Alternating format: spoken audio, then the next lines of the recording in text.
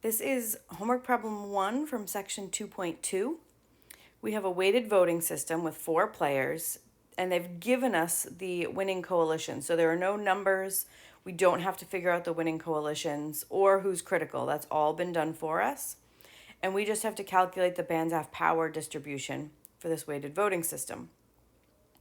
So for each player, we just calculate how many times it was underlined.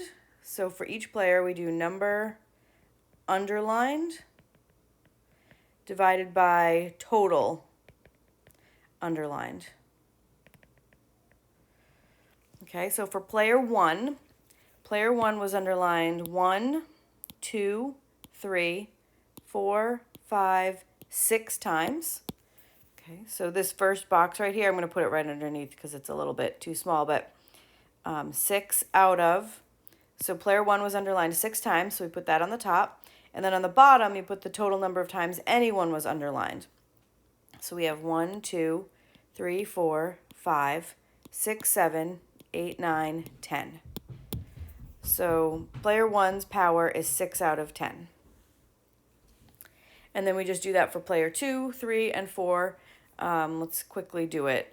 So for beta 2, which is just the Banzhaf index for player 2, it's also going to be out of 10. They're all going to be out of 10 because we always put the total number of times anyone was underlined in the denominator. And then player 2 was underlined 1, 2, just 2 times. So we put a 2 on top. And then player 3 was underlined 1, 2 times. So we put a 2 on top there. And player 4 was underlined no times. So we put a 0 on top. And then it says to type integers or simplified fractions. So we need to reduce these fractions. 6/10 reduces to 3/5. 2/10 reduces to 1/5.